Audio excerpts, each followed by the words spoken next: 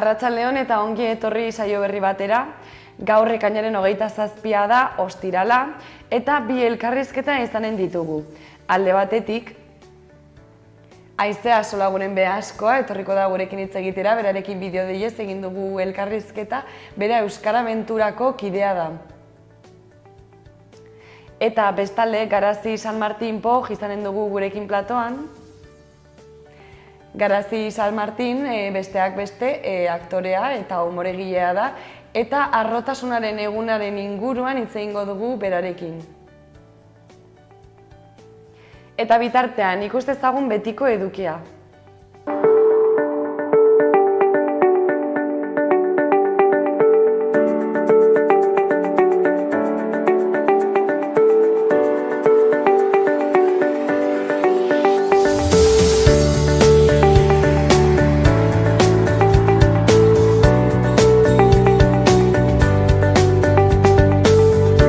Gaur ekainaren 27 da, ostirala, ikus ditzagun zeintzuk diren gaurko efemerideak. Gaur bezalako egun batean, ekainaren 27an, baina 1938 urtean, Londres ekialdeko Stepney langile auzoko maizterrek errenta greba abiatu zuten. Etxe jabeek alokairua ordaintzen ez zietela ikusita alguazilak bidali zituzten eta auzoek palak, arrabolak eta lapikoak eskuetan erantzun zieten. Halako istiluak ohikoak izan ziren orduan. 1944ko ekainaren 27an naziek Zuberoan sarekada egin zuten ospitalepeko herritarren aurka. Frantzian naziengandik askatzea gertu zegoen eta makiek alemaniarren aurkako ekintza eta sabotaje andana burutu zuten Zuberoan. Ordainetan 500 soldadu nazik ospitalepeko hainbat etxe arpilatu, erre eta makiak laguntzea susmagarri zen oro atxilotu zuten. 19 izan ziren atxilotuak eta 9 deportatu eta 8 hil zituzten. Deportatuetako batzuk ere hil egin ziren kontzentrazio esparruetan. 1976ko ekainaren 27an, palestinar talde batek Air France hegazkin bat bahitu zuen 258 bidaiari israeldarrekin eta Ugandako Entebbe aireportura eraman zuen preso politikoak askatzeko eskatuz. Palestinaren askapenerako herri fronteko kideak ziren eta Alemaniako zelula iraultzailearen eta Ugandako gobernuaren laguntza izan zuten. Israelgo militarreko operazio aurrera eraman zuten. Eta bukatzeko, gaur bezalako egun batean, baina 1984an, Negu Gorriak taldeak kontzertu sorpresa eman zuen Gipuzkoako epaitegiaren aurrean kamioi batean. Taldeko basulari Mikel Kazaliz intsumisioa epaiketara deituta zegoen, besteren artean. Kazaliz ez zen epaiketara aurkeztu, epaileek kalean zer gertatzen den jakin dezaten. Kontzertuarekin errepia moztu zuten ahoz zabalduta bertan bildu zirenen gozamenerako eta kalean zebiltzan herritarren harridurarako. Kontzertua amaitu zenean kamioiak alde egin eta bertaratutako 200 lagunek eserialdia egin zuten gobernu zibilaren aurrean.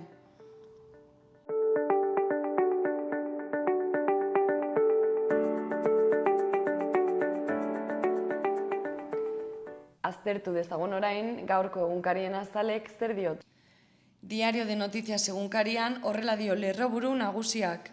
Europar Batasuneko buruzagiek defentsa gastua babesten dutela berretsi dute eta Israelekin malgutasunez jokatu dute.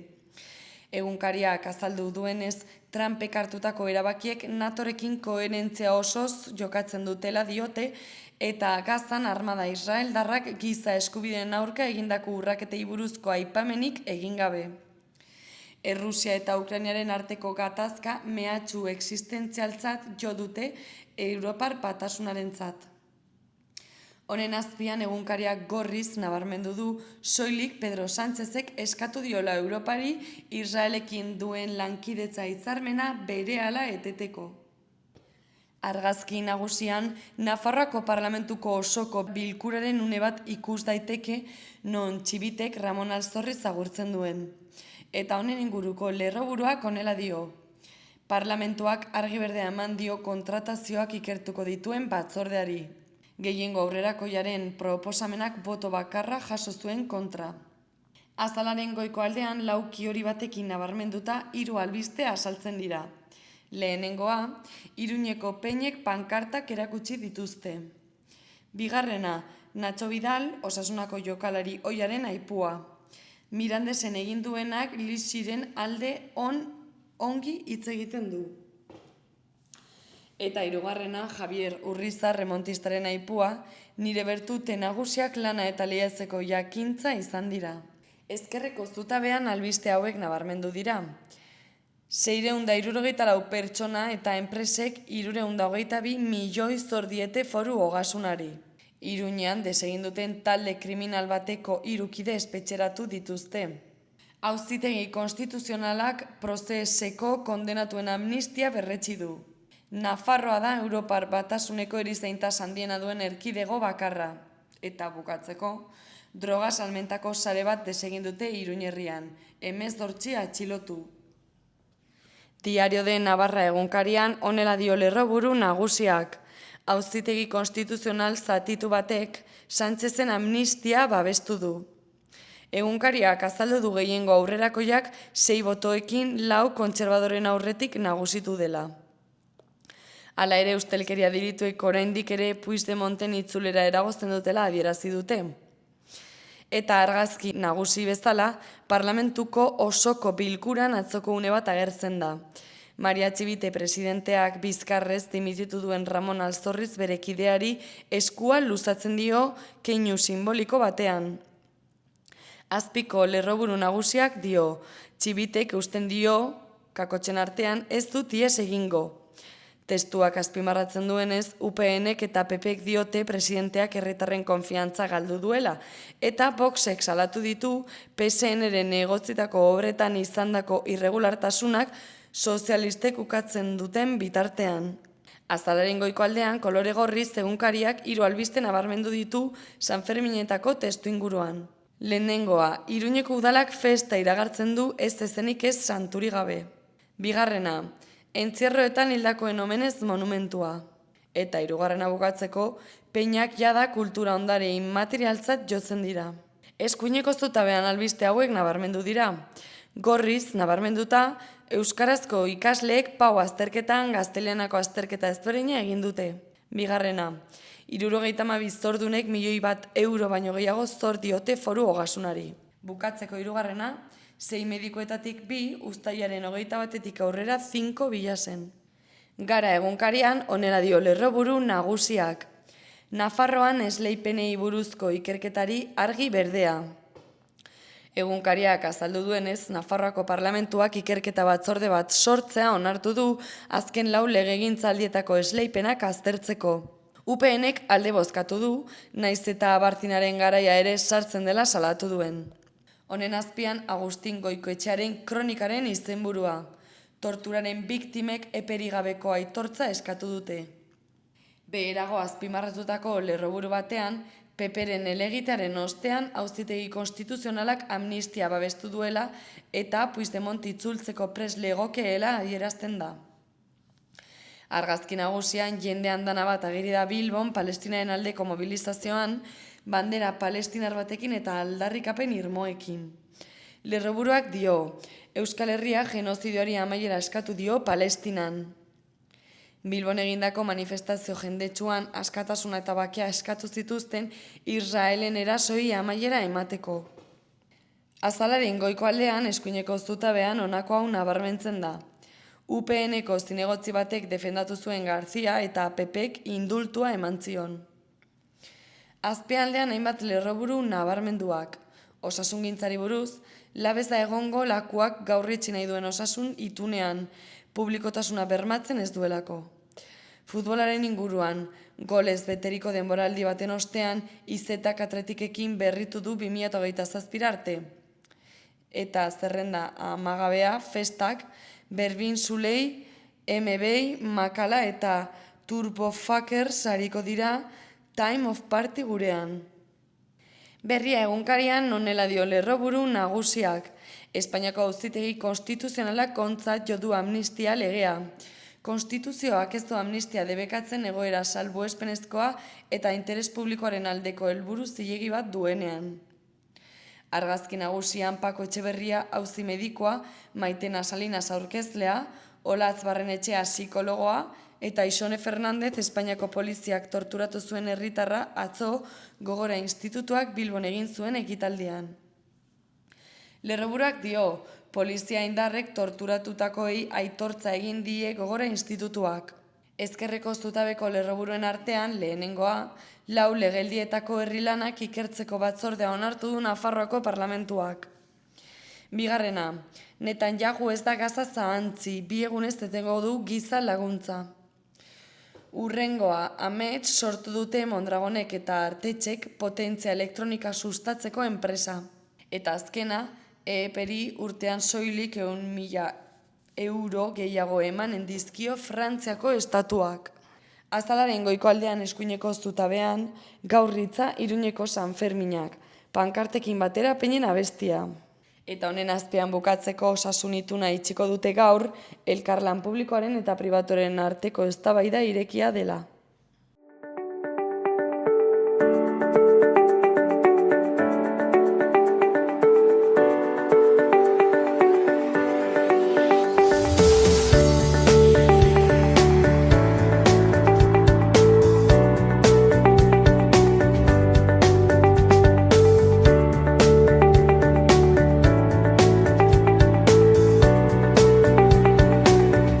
Lehen aipatu dizuedan bezala, orain Aizea Solagunen Beaskoarekin gaude, bera Euskara Abenturako kidea da. Kaixo, Aizea, zer moduz? Kaixo, egunon, ondo. Ondo. Bueno, hasteko jarriko dugu ikusla pixka testu inguruan, zer da Euskara Abentura? Bueno, Euskara Abentura da Euskara oinarri duen espedizio bat, 16 eta 17 urte bitarteko gazteekin egiten dena, uztailean, uztaileko hilabete osoan, eta Euskal Herria zeharkatzen duena. Atarratzetik hasi eta getxon amaituta. Eta noiz eta nola sortzen da horrelako proiektu bat egiteko ideia? Bueno, 2015ean Boisen, bai batzen direla hainbat euskaldun gazte, kezka partekatu batekin eta zaletasun antzerakoekin, ez? Bai ikusten zen euskararen erabilera Euskal Herrian beranzko joera batean aurkitzen zala, gazteek ez zutela hainbeste hitz egiten, eta kezka eta ardura horretatik, ez? Errealitate horretan eragiteko asmoz, bai ikusten zutena zen,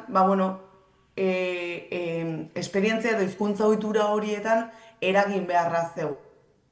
Eta eragin behar zela gainera bestelako modu batean, ez? Batzuk ezagutzen zituzten, handik handamendeko beste espedizio, abentura, esperientzia batzuk, eta erabaki zuten, Euskal Herrian horrelako ekimen bat, ez? 16 eta 17 urte bitarteko adintarte horretan Euskal Herria zeharkatuko zuena, hainbeste jenderekin Euskal Herriko txoko ezberdinetakoak, izan zitekela, esperientzia erakargarri bat, positibo bat, eta hortikan gazteengan euskararen erabileran eragin, ez? Beraien hizkuntza ohituretan, eta batez ere, Euskal Herriko txoko ezberdinetako kideak ordura arte elkar ezagutzen ez zutenak, baina bapatean, ez? 24 orduko hilabete luze bateko esperientzia elkarrekin bizita, partekatuta, eta zer eta gainera euskaraz oinarri zituzten harremanak eginda, uste zuten eragin positibo bat egitea azkain, Euskal Herriko gazte euskaldunen sare bat ere sortzeko eragina edo aukera ikusten zala, ez? Eta horrela da 7. edizio batetara goaz, urtez urte, ehundaka eta ehundaka gazte euskaldunen saretze hori ere gorpuzten duena, ez? Arrakastatxoa izaten ari da orduan hasi zenetik? Bai, egia da, hastapenetan, betikoak, ez? Esperientziak hartu ala, baina, badijoa zela forma egiten, oihartzuna izaten, gainera guretzat klabea da, hedabideetan presentzia bat izatea, eta presentzia horrek ere hurrengo urtetarako belaunaldiak animatzen ditu. Esate baterako, aurreko urtean, 200 bat inguru izan ziren, euren lan eta proiektuak aurkeztu zituztenak Euskara Abenturan parte hartu ahal izateko, eta edizio berri honetan 300 pertsonek, baina gehiagok aurkeztu dituzten lanak hautatuak izan daitezen, ez? Zoritxarrez plaza mugatuak dira, ezin guztientzat eskaini, Baina, bueno, horrek adierazten digu, ez? Badagoela interes bat, nahi bat, eta batez ere lanak eginda gazteen partetik ere konpromiso bat Euskara Abenturan parte hartzeko orduan pozik gaude izan duen harrerarekin eta jendearen gogoa animatzeko espediziora. Orain, pixkat berandago hitz egingo dugu hori gazten eskaerari buruz, zer nolako eskaera dagoen, zer nolako balorazioa ondoren, baina lehenago, zergatik erabaki zenuten adintartea izan behar zela 16 eta 17 urteren bitartean, adin garrantzitsua iruditzen zaizue ohitura berriak ikasializateko eta hartzeko? Esan daiteke adintarte hori evidentemente batzuentzat lehenago, beste batzuentzat gutxi beranduago, ez? Baina badala adintarte bat ziklo bat amaitu aldaketa garaia, erabakiak hartzeko garaia, pixkanaka gazteak geroz eta helduagoak badira, ikasketei lotuta ere, oinarrizko hezkuntza amaituta, jada bestelako erabaki batzuk hartu beharra daude, agian, beraien ingurutatikan aldendu egingo dira, ez? Ikasketak direla edo lanak direla, edo bestelako erabaki bat batzuk hartzen direla, bakian norbere herritik atera egingo da, eta orduan jendea ezagutze hori, ziklo berri horretan bai ikusten genuen klabea badala, eta gainotzeko guztiaren gainean erabakiak hartzen ditugun bezala, euskararen gainean egiten dugun eta euskararen erabileran egiten dugun erabakia ere garrantzitsua iruditzen zitzaigun modu kontziente batean ere hartu zedila. Eta horregatik, ez? Adintarte horretarako espedizioaren antolaketa. Egia da gainera, aisialdi eremuan ere bai, adintarte horretan aukera geroz eta gutxiago aurkitzen ditugula, eta hori ere bada, ez? Pizgarri bat. Horrelako espedizio eta abentura azken batean gogoangarri bat bizitzea euskaraz hortxe klabea, ez? Aipatuzu aurtengoa 7. edizioa izanen dela. 7 edizio hauetan zehar, zer nolako bilakaera izan du Euskara Abenturak, ez? Eta zuek ere bai, zer ikasi duzue, zer aldatu duzue?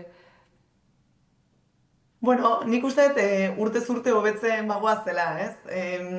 2018an antolatzen eta aritu zirenek, nire nintzen egon, ordu horretan, nahi bai, egia esan, azkenean dena da berria, ez? 120 piko gazte elkarrekin, gero lantalde urdinekoak, espedizioak, paperean dena izan daiteke erreala eta gauzagarri, baina gero praktikara salto egiten duzunean, horra gertzen dira kontuak, ez? Hasieratan esate baterako, sukaldea eta abar, gainean eramaten zen, edo gauza batzuk bertan kozinatzen ziren, ez? Goizeko gosaria berotzea eta horrelako kontuak, edo lehenengo aldiz etapa batzuk egitea, ez? Bide egokiak, ez egokiak, hori guztia, noski, hobetzen jungara urtez urte, gaur egun oso pixkat espedizio eta abenturaren makinaria bera uste dugu oso olioztatua dagoela, eta horrek evidentemente aukera eskaintzen digu beste gako batzuetan, fokoa jartzeko, bai edukietan, gazteekin egiten den lanketan, eta urteroko erronka, gauzak zer hobetu eta gauzak zer aldatu ere bai, ez? Proiektua bera, erakargarri izan dadin eta beti hobetu dezagun, ez? Azkenean errealitateak ere aldatzen direlako eta horretara sustatzeko. Baina, pozik gaude. Eta, Aizea, gaur egun zenbat kide zaudete lanean proiektuan? Hemen garrantzizkoa da Euskara Abentura elkarte bat dela adieraztea, Bolondresean aritzen diren kideak daudela bertan, urte guztian zehar lanerako 2 pertsona badaude, azkenean honek antolakuntza izugarri bat eskatzen duelako eta gainean egotea eta tentuz koordinazio lanean aritzen diren 2 pertsona horiek, baina horien inguruan elkarte oso bat dago eta elkartearekin batera inguruan aurki dezakegun pertsona ezberdinak bai espedizioa bizi izan dutelako, hurbil aurkitzen direlako eta laguntza bat eskaintzeko asmoz aritzen direnak, bai? Izan lekuak lotarakoak bilatzen, izan edukia ekimenean zehar egingo diren gauzak antolatzen, edo eta diru laguntzak bilatzen ere bai, ez? Eta hemen fokoa jarri nahiko nuke azpimarratzeko espedizioa gazteentzat doakoa dela. Azken batean gazteek lan bat aurkeztu behar dute, lan horren baloraziotikan, eta bereien jatorria eta hizkuntza ohiturak oinarri egiten da aukeraketa bat, baina gazteek ez dute ezer ez ordaindu behar, eta proiektua bera diru laguntzetatik bizi da, bai administrazioarena edo ente publikoena zein ente pribatuena, ez? Eta orduan klabea iruditzen zaigu, hori, diru bilketa hori ere egin ahal izatea gazteek aukera hau eduki dezaten, eta zeintzan, bintzat, baldintza ekonomikoak baldintza bat izan, espedizio honetan parte hartu ahal izateko, ez? Orduan guzti honetarako, esandakoa, Euskara Elkartea izan badago, bi pertsona badaude lanean, baina, sare oso batek egiten du gauzagarri. Eta bai, uztailean, espedizioa abiatzeaz bat, kamiseta urdineko kideo garena batzen gara jadanik erekita dagoen sare horretara, espedizioan lan egitera, ez? Bai, egia esan du garrantzitsua dela ere bai azaltzarrelako proiektu bat aurrera eramateko atzetikan zer nolako lana dagoen, ez? Lanari garrantzia ematea ere bai. Eta, orain, aurtengo Euskara Abenturan zentratuta, lehen aipatuzu pixkat nondik norako ibilbidea duen, baina nolakoa izango da laburbildu baldin baduzu, edo hori nolakoa izango da hilabete osoa? Uztailaren batean atarratzen hasiko ditugu lehenengo urratsak. Pasaden urtean egindako aldaketa bat da hau.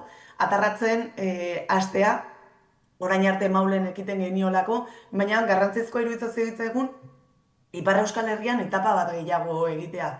Horrek aukera eskaintzen digulako bat zonaldea bera gehiago ezagutzeko, baina baita ere, bertako hizkuntzan, bertako ohituretan, bertako edukian, gehiago sakontzeko ere bai.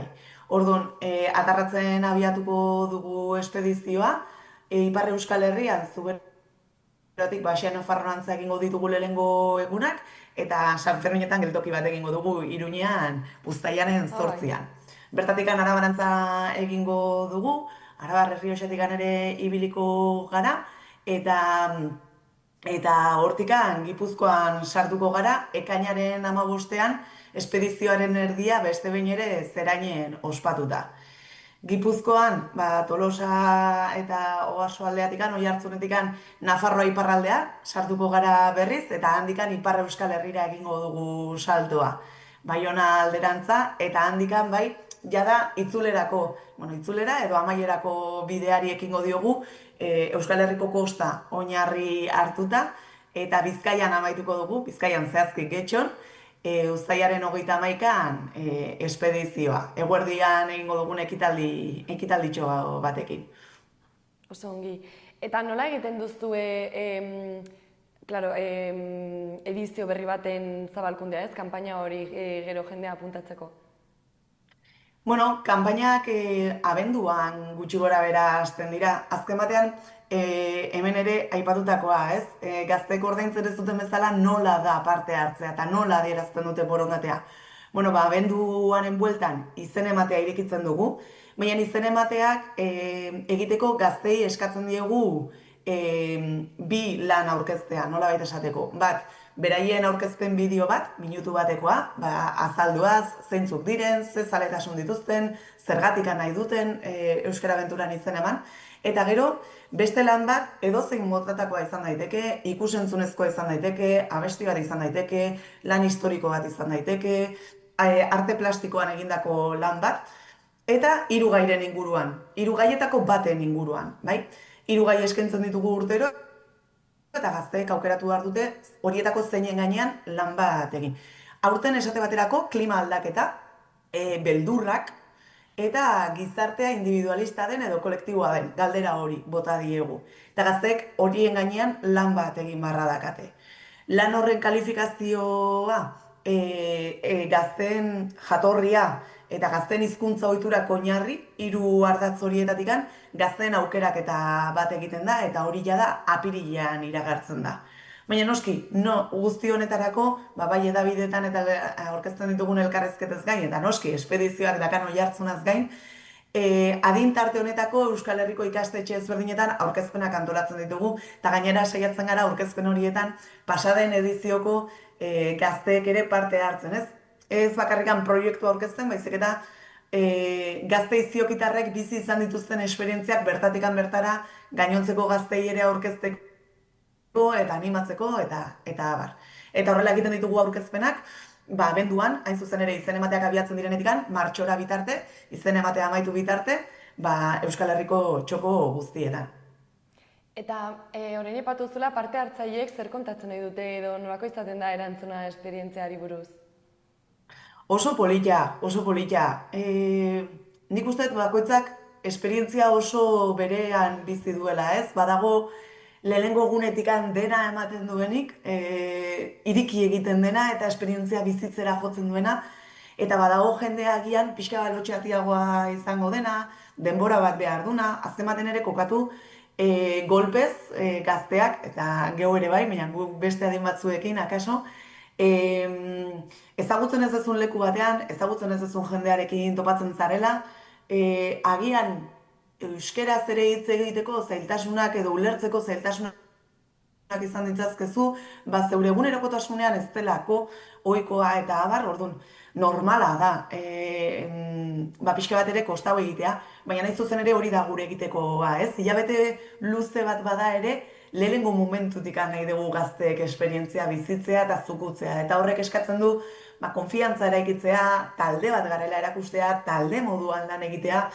eta hor klabeak dira, lehenengo egunetan egiten ditugun harreman horiek, ez? Bai, 126 pertsonak 12 taldeetan antolatzen gara, hartara, familia txiki bat egitea, eta ez dituzu golpe 126 pertsona ezagutu behar, baizik eta zeure taldetxo horrekin hasten zara, 12 pertsonakoak, Euskal Herriko txoko ezberdinetakoak, talde bakoitzan ere begirale bat edo lantalde ordineko kide bat ere badago, eta hortikan saiatzen gara, ez? Elkarrekin otorduak egin, elkarrekin oheratu, ekimenak ere elkarrekin egin, arratsaldekoak, konfiantza hori sortzea, gazteak ahalik eta gehien iriki daitezen, partekatu dezaten, beraiek diren horretatikan eta beraiek nahi duten horretatikan, ez? Orduan badago, lehenengo momentutik bizi duena, irikitzen dena eta guztia topea bizi duena, gehiago kostatzen zaionik, baina gero ere irikitzen dena, eta uste dut guztien balorazioa izan badala, Euskara Abenturak hala edo nola eragina izan duela beraien bizitzan, ez? Esperientzia gogoangarri bat edo bizitza markatuko dien esperientzia bat, oso balorazio positiboak jasotzen ditugu, eta ikusi besterikan ez dago gero ere gazteek ze zabalpen egiten dute proiektuarena, ez? Azkenean batalako bizi duten zerbait, oroitzen duten zerbait, sustatu nahi duten zerbait, lagun berriak egiteko erabili duten zerbait, eta lagun horiek gainera mantentzen direla. Gehiago du gutxiago, baina gurasoren batek pasaren urtean egiten esaten zigun, ez? Uztailean espedizioan egon da, nire seme edo alaba, zeuekin batera, baina abuztuan beste espedizio bat egin du, jaiak eta oporraldiak baliatuta, Euskal Herriko txoko ezberdinetako lagunekin egon baita, hartzea eta aurrera, eta leku berriak eta lagun berriak egiten, ez? Orduan, nik uste hori dela, Euskara Abenturaren garaipenaren adierazle. Oso polita da hori. Eta adibidez, euskararen erabileraren ohiturei buruz, zer esaten dizuete gazteek? Denetarik badago, ez? Azken batean, hizkuntzari dagokionean, Euskal Herriko txoko ezberdinetako kideak izan da, euskarak Euskal Herrian bizi duen errealitatean hitz horren parte ere bada, ez? Eta hain zuzen ere gazteen perfilen artean denetarik badagolako.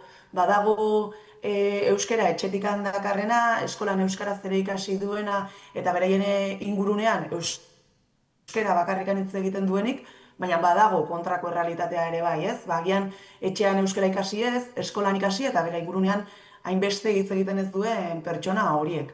Orduan, guztientzat da aldaketa bat, ez? Batzuk jabetzen direlako, ze privilegiatua naizen edo ze aukera dakadan nire egunerokotasunean euskaraz hitz egiteko, eta kontuan izan da beste batzuk ez dutela hori zaintzearen erantzunkizuna ere ohartzen dira, eta hori uste dut oso positiboa dela. Azken batean, euskaraz bizi ahal izatea ez dalako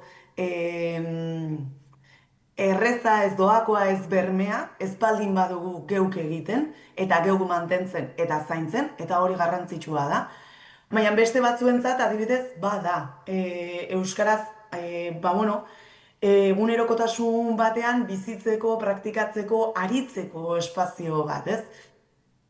Eta hor ere egoten dira, lotxak, lehenengo elkar ulertzeko zailtasunak, batzuk euskalkian hitz egiten dutelako, beste batzuk batuaz, azkar hitz egiten dutenak, erraztasuna dakatenak, orduan, elkar ulertze bat ere topatu behar dugu, ez? Eta lehenengo gune horietan ere hori lantzen dugu, klabea dela. Bakoitzak bere euskara oso politia dela eta hori zaintzearen garrantzia, eta hori partekatzearen garrantzia, ez? Hango eta hemengo euskalkiak, hango eta hemengo hiztegia, hango eta hemengo euskararen errealitatearen gaineko kontzientzia, ez baita da berdina, euskarak zein egoera bizi duen Gipuzkoa batean, edo Araba batean, edo Ipar Euskal Herrian, eta abar, ez bakarrikan egunerokotasunean, baizik eta bai ikasketetan, bai lan munduan, eta abar, eta guzti hori ere partekatu eta elkarren artean kontziente izatera ere saiatzen gara. Elkarrizketa bukatzen joango gara, orduan ez dakit azkeneko mezu bat bidali nahi diozun ikusleari? Gian aurten espedizioak ere bere muga batzuk gainditu eta noski edabideen bitartez egunkarietan, hemen Xaloa Telebistan bezala arituko garen bezala, aurten primeran saioan adostasun bat egin dugu EITB-rekin eta primeran saioan 4 saio ekoitziko dira, 4 programa ekoitziko dira, espedizioaren bertatik bertarako kontaketa gazteek azalduko dutena. Eta hori agian bada guretzat garrantzitsua, ez? Espedizioa barruan sortzen den burbuja hori eta sortzen duen eragin positiboa zabaldu ere egin nahi dugulako. Beste gazteengana iritsi eta gazteagoak ez diren horiengana ere bai. Orduan, hori iragartzea, berrikuntza bat badalako, guretzat poz handia delako, aukera ematen digulako, esandakoa, espedizioaren barruan, zein espediziotik kanpo eragitea, eta gazte euskaldunen sare hori ere gorpuzten jarraitzea. Orduan, iragartzea, uztailaren 10ean, uztailaren 24ean, eta abuztu hasieran zein irailean, egingo direla estreinaldi horrek, primeran atarian. Oso ongi. Eskerrik asko zure denbora eskaintzagatik, eta espero dut... Eskerrik asko zuen. Espero dut beti bizain ongi joan dadila Euskal Aventura, urteko Euskal Aventura. Hori ziur. Eskerrik asko, Xaloa Telebista. Eskerrik asko, Julen.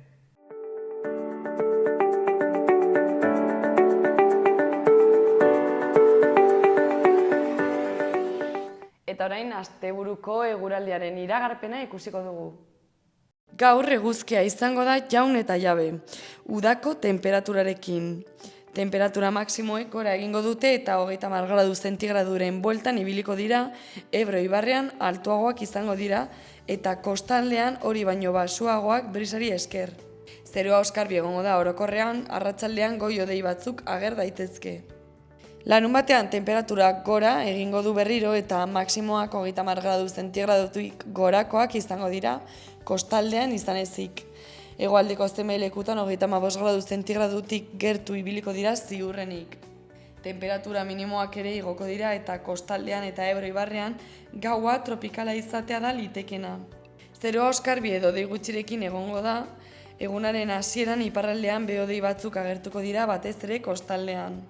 Igande goizean hego-haizeak joko du eta horregatik temperatura maksimoak are altuagoak izango dira, bero handia egingo du eta leku guztietan. Temperatura minimoetan aldaketan handirik ez, baina horiek ere gora egiteko joera izango dute. Giro eguzkitsua, arratsaldean zehar bero hodei batzuk geratuko diren arren, eta arratsaldean haizea iparraldetik finkatu eta indartu egingo da.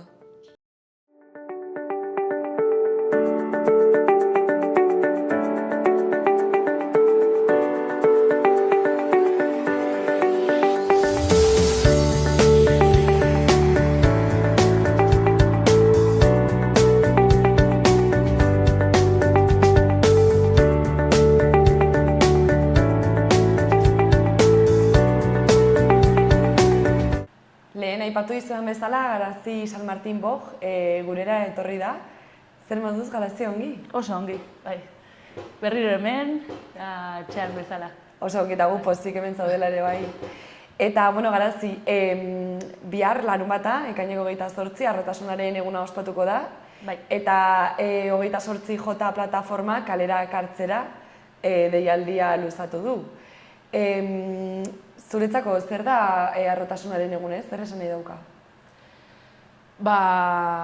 Hori sebera, ez, harrotasuna, gure izateko forma izateagatik, hori, pixkat rebindikatzea, hori, merezi dugula baita ere hemen egotea. Bueno, 28an ospatzen da, ja igual jakingo duzu, Stonewall delako movida hori, estatu batean egon zela, 1969an, garai horretan, zeuden redada asko poliziarena joaten zirela tabernetara, gehi marika tabernetara, eta behin batzuk plantatu ziren, esan zuten, venga, jazta, stop, ez?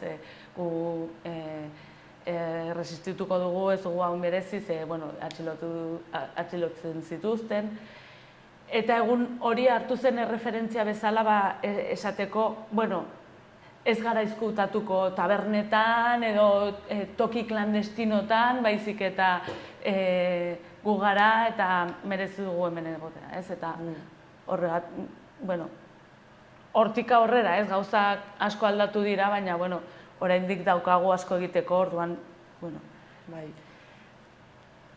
jai bat bezala edo jaia eta errebindikazio bezala, uste dut asko dagoela oraindik errebindikatzeko. Claro, bizka bat zentzua da, zuke kontatu duzun historiaren inguruan, zentzua da ere bai bizkat borroka, ez? Harrotasuna, baina borroka ere bai. Hori da, noski. Eta... Borroka ez da beti serioa izan behar, ez? Askotan, esaten dugu, guazen festa egitera, ez? Zer aldarrikatuko da bihar, bihar hori festa dago, baina mobilizazioa ere bai, manifestazioa ere bai, zer aldarrikatuko da bihar?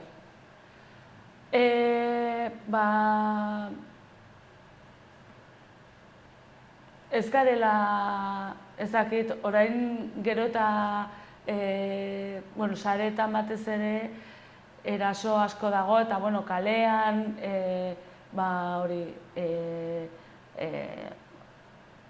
homosexualen kontra, eraso homofoboak, transfoboak, eta errebindikatzen dugu merezi dugula bizitzea, ez? Hemen gaudela eta ez garela izkutatuko, ez? Baita ikusi dut, ni ez naiz plataformakoa, baina harremana daukat, ez? Eta beti egon naiz hor inguru horretan. Eta ikusi dut lema dela harrotasuna ez da pride, ez orain dago pinguasin asko zera hartzea, ez? Banderita ateratzea, ez? Ekainean edo tal, hori, negozio baterako eta igual politikariek botoak lortzeko, eta rebindikatzen dena baita ere manifa horretan dela borroka izan dela kalekoa eta ez goi mailakon gauza bat, ez? Eta, klaro, 365 egun urtean, ez? Bakarrean soilik, urte osan zehar. Hori da, bai. Oso ongi. Eta hori, ez banderita jarri eta gero, jazta, ez? Claro. Zergatik uste duzuzuk gaur egun oraindik garrantzitsua dela eguna ospatzea eta kalera ateratzea?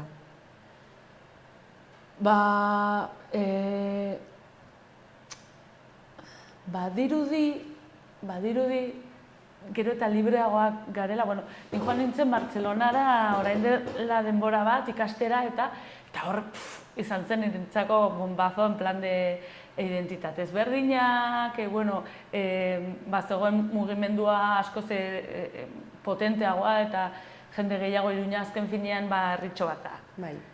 Eta bueltatu nintzenean, joan nintzen manifara eta jendez gainezka zegoen, lehen iaia ezin genuen manifa egin ez duen delako hainbeste jende. Eta kontzentrak egiten genituen, iaia 4 pertsonak pankarta hartzen.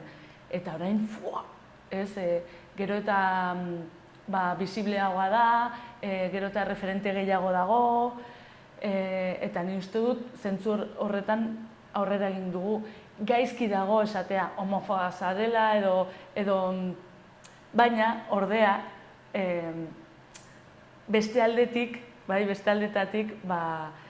hori, erasoak daude oraindik edo badago asko lantzeko.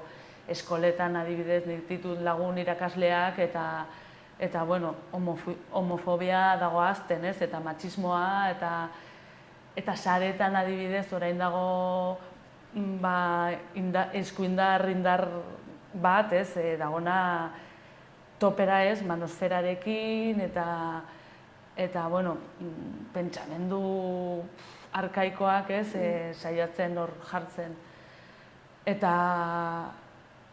Eta hori oraindik daukagulako gure barnean ez, hori beldurra asko eta horregatik uste dut jarraitu behar dugula borrokan ez. Claro. Zuk aipatu zu pixka bat hori ultraeskuinaren gorakada, baina aldi berean aurrerapenak egin direla, ezta? Bueno, agian uste duzu gizartea asko polarizatu dela, galdetzen dizut, eta horregatik gizartean nola ikusten duzu gai hauekiko kontzientzia nola ikusten duzuzuk? Zakit, nago pixka bat ikaratuta. Gertatzen ari den guztiarekin, Wow, esaten dute, etorkizuna, ea. Bai, hori alde batetik, ni bizi naiz, ja egin dut nire nukleoa ez, eta gero eta indartsuagoa sentitzen naiz, gero eta onartuagoa edo bueno, bai, armairutik aterata, baina hori telebista ikusten du da, bueno, telebista ez asko, baina, bueno, saretan sartzen naizenean, sentitzen dut beldurra, ez, azten ari den guzti honekin. Eta horregatik esaten dut, bueno, jarraitu behar dugu, ez, kaina ematen, zakit. Zakit erantzun dizudan galdera. Noski. Eta zuk adibidez biharko eguna nola biziko duzu? Biharko eguna lanean, bai. Bueno, artistoi emakume disidentzia edo gertatzen zaigu asko lan egiten dugula martxoan eta ekainean, ez? Da nola, bum, hori. Eta bihar joango naiz Okondora, dagoela Araban, bakarrizketa bat egitera boieren inguruan eta boiodramen inguruan. Eta hori batzutan esaten dut, venga, hartuko dut jai egun, ez dut lanik egin nahi, baina horten dirua behar dut, orduan esan dut. Eta lan egin beharra. Bai. Baina, bueno, gustora gustatzen zaite bakarrizketa hori egitea, eta da borroka egiteko beste era bat, ez? Azkenean hori egin duen, hori. Bai, orain laizperitze egingo dugu pixka bat horri buruz, baina aipatuz oraintxe. Gero, barkatu, gero egingo dut lan goizez, ipuin kontalari bat, lan arratzedez, manifa orduan egongo naiz kotxean, baina gero bueltatuko naiz eta batuko naiz jaira fijo. Claro, hanez zain guztia bai, ez? Bai. Eta hori, aipatu Arginzon Garazi, zuk esan duzu, emakume bezala, artista izan da, ez, bai aktorea, bai humorista, besteak beste, buma dela martxoan, besteak beste, eta ekainean, ez, kontatu pixka horri buruz. Bai, ze badirudi gureak bakarrik balio digula guri esan nahi dut, boieraz hitz egiten baduzu, bakarrik interesatzen zaie boierei, ez? Eta heterosexualen edo, bueno, bakarrizketa normatibo bat da guztientzat, ez? Osea, igual hitz egiten didat, jo kese, ez dakit, zer moduzkoa den tortilla patata, nire zait gustatzen tortilla patata, baina guztientzat da eta tortilla patata sagatea, ez dakit, eredu ona den baina badirudi gurea bakarrik guk entzun dezakegula. Adibidez, orain, naukat beste bakarrizketa bat jaien inguruan hitz egiten dudana, eta arropa txuria eta hilekoa sartzen dut. Hilekoa, hori, ez dakit, gizonek ez daukate. Baina, bueno, gizartean gertatzen den gauza bat da. Guztitan, edo gehienetan, baina ikusten dut grafikoki, nagoela hasten naiz gai hori esaten, eta gizon batzuk altxatzen dira eta joaten dira. En plan, esto ya no va conmigo. Eta da, super heavy, ez? En plan, ezin duzu hori entzun, ezin duzu empatizatu, eta humorea, ez dakit, hori, ja urduritzen dira eta joaten dira. Naiz eta bestetan barregin ez dakit zer. Eta gero, hori, badirudi, urte guztian zehar, ez dagoela interes hori, edo ezin dela horretaz hitz egin, baina martxoan bai, programazioa egin dugulako, eta hor sartzen da, eta gauza horiek daude oraindik. Eta zuk adibidez, honen harira, zuk zergatik erabakizten nuen oholtzara gai hauek eramatea pixkat, aldarrikapen edo moduko bat egiteko edo zergatik? Bai, eta, bueno, nik antzerkia hasi nintzenean beti ikusi nuen nola borroka egiteko modu bat bezala, ez? Artean ekspresioan, hori, emozioa sartzen da, ez da teoria bat bezala, eta horrekin empatia asko lortu dezakegu edo, ez? Orduan, nik ikusi nuen, hola, zein zen galdera, barkatu? Aldarrikapen moduan ez egiteko aukera ikusisten nuela... Bai, eta beste aldetik, ni boiera naiz.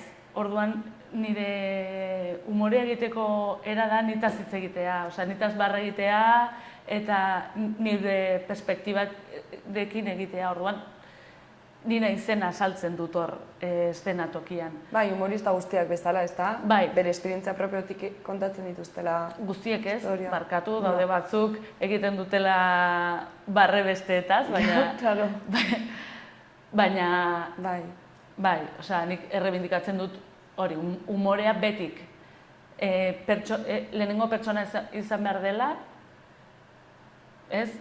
Niri daukana ja oso graziosoa da, eta oso potentea errebindikatzeko, ez? Ez dut beste pertsona bat implikatu behar, eta betik gora izan behar dela, ez goitik bera, ez? Ez dut bestetaz barregin nahi, ez? Ni, eta gora. Claro. Eta zugarazi nola hasi zinen mundu honetan?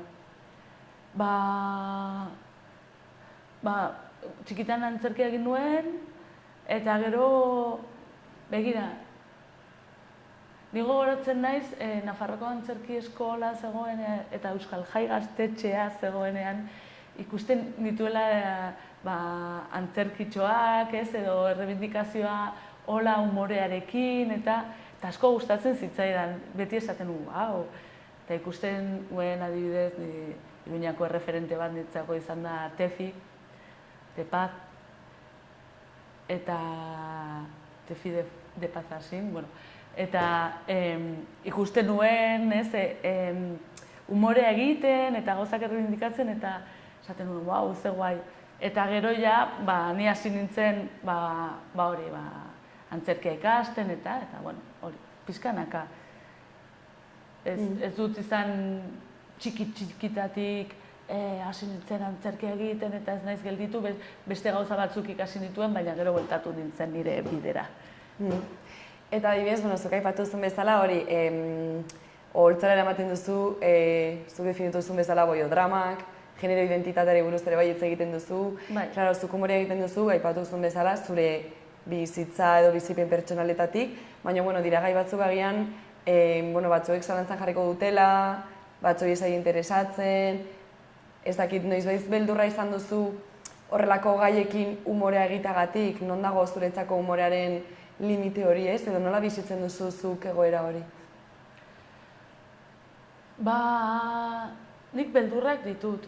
Batez ere kontzientzia daukadalako eta politikoki, nago esnatuta eta esaten du, ez dut, batzutan, adibidez, boileren bakarrizketa aldatu dut, batzutan, zeia ni aldatu naiz.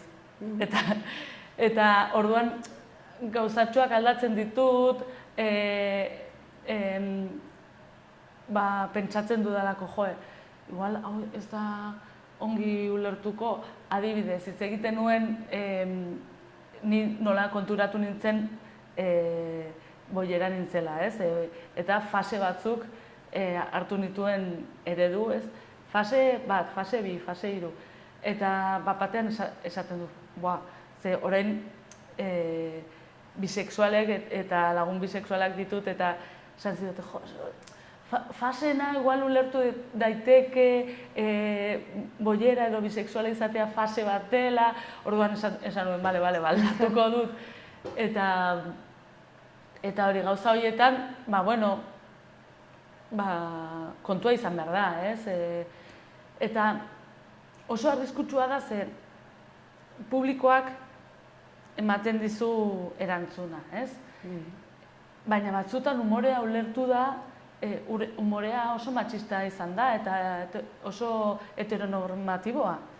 Orduan, nik adibidez improvisatu dudanean, dela espontaneoa eta hor akatsa esan dezakezu, batean esan kakazarra, izan naiz, paitzen zara eta zaude buruarekin pentsatzen eta ateratzen zaizu daukazun kaka, Eta momentu horretan ikusten dut arriskua, ze batzutan nik ikusi dut ikuskizun bat eta jendeak barre egiten du gauza gordofo batetaz edo homofo batetaz barre egiten dute eta ni esaten dut baina nola, Eta hori aktorearentzat da sari bat. Orduan engantzatuko da gauza horiek esatera ez pentsatzea eta baina ez uste dut kontziente izan behar garela baita ere umorea egiten, nondik egiten dugun eta zer esan nahi dugun, zertaz barra egiten dugun, ezin dugu ezer gauza esan, oso kontzientea izan behar gara. Eta berrikusi behar ditugu gure gauzak aldi oro. Eta ez duk esan duzun bezala, jendeak, ikusleak erantzun bat ematen du, zer erantzun motak jasotzen dituzuzuk, adibidez aipatu zu lagunena, eta saiatzen zarela besteen iritzia entzuten, baina normalean zein izaten da zure ikuskizunen erantzuna edo nola bizitzen duzuzuk hori garrazi? Normalean, klaro, niri dukatu zait denetarik, joatea, en plan, espazio seguroa, en plan de boileren jaia, boileren txat, boilerekin, eta ni jadakit, seguramente hori etxea izango dela, ulertuko nautela, bizipen berak daude, eta izango dela superetxe. Edo, joaten naiz batzutan, ez dakit zein herrira, behin joan nintzen Aragoira, nik abesti batzuk ditut euskaraz eta ez ditut erderatu nahi, esaten dut, behintzat euskara Aragoi, esan dut, ausartuko naiz, lagoaren kanta hau egiten, lagoa ezaguna da, agian ez, dago ateratzen da bat banderita espainolarekin edo, eta joan nintzen hor kotxearekin bakarrik, eta batean zegoen, nik aktuatu behar nuen frontoi batean, gizon pilo bat pelotara jolasten. Perdona, magikak, gaude partiduan eta gero etorri, ordu bat beranduagotanik. Bale, montatu, joan nintzen, eta joan nintzen herriko taberna bakarra jartzen zuela El Jabalí. Eta ni, bale, vegetarianismoa eta, no seke, osea, ja, esaten bildurtzen mundu guztia mozkor, taki zer, eta ni, klaro, hau ez da nire espazioa, ez? Osea, aurrak, esaten dudala askotan, ez? Ez da aurrentzako saio bat, baina, bueno, batzutan daude, eta saiatzen, baina gauza batzuk daude, pues, igual aurrak aspertzen direla. Bueno, eta batzutan elkartu naiz olako egoeratan kikilduta, eta gero erantzuna polita izan da. Osea, en plan, ez dakit, ai, begira, ze ongi, ez dakit zer, tal, asko gustatu zait, tal. Normalean izaten da hori. Osea, bai, hausertzen dena esertzera eta ikustera boieren bakarrizketa bat boiera izan gabe, gero hori, zoriondu dit. Askotan esaten dut bakarrizketan, lasai heterosexuala bazara, lasai, ez alde egin korrika, ordu batez ez dut zuetaz hitz egingo, hori bai. Jasan dezakezue, ez? Barre egin dezakezue, ez da. Edo, bueno, ez izan protagonista ordu batez, ez? Oso ongi. Eta ez hori, hitz egin dugu, orain arte pixkat humoreari buruz hori gai hauekin humorea egiteari buruz, zuk zure bizitza pertsonalei buruz hitz egiteare bai, baina gero nola zer iruditzen zaizu hori ikusgarritasuna ematea gai hauei adibidez zuk diozuna, igual baude batzuk hori ez direla identifikatuta sentitzen, baina bueno, uste duzu mezu hau edo depende ze mezu helaraztea, zabaltzea eta ikusgarritasuna ematea ere garrantzitsua dela kolektiboarentzako? Bai, noski, bai, erantzuna bai da. Bai, uste dut hola kontzientzia zabaltzen da eta hori da, hori egotea kaletan, egotea hori merezi dugula, ez? Baita ere gure gauzetaz hitz egin eta hori, bai, bueno. Bai, lekoa egitea, ez da, normalizazioa. Hori da. Osea, da zurea bizibilizatzea eta ez diskutatzea, ez? Osea, bueno, bai. Bueno, Garazi, elkarrizketa bukatzen joateko, hori, bueno, justo biharko eguna aprobetxatuz, ez dakit mezu bat bidali nahi diozun ikuslari? Animatzeko armairutik ateratzera, bihar manifa egongo dela, hau noiz aterako da? Gaur arratsaldean, bai, biharko manifari buruz. Biharko manifara tortzera animatu, 7:00 da, baluartetik, eta hori, ateratzeko bere pluma guztia, eta hori, ondo pasatzera. Oso ongi. Bueno, Garazi, eskerrik asko hona etortzagatik, zure denbora eskaintzagatik, eta gurekin elkarrizketatxo polita izateagatik. Zuei gai hauek ekartzeagatik. Oso ongi.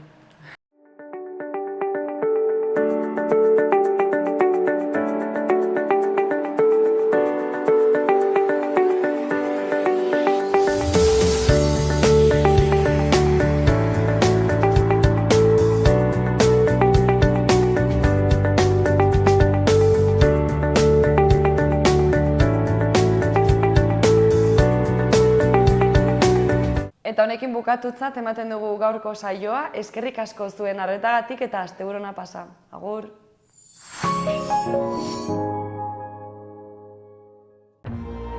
Gobierno de Navarra. Nafarroako gobernua.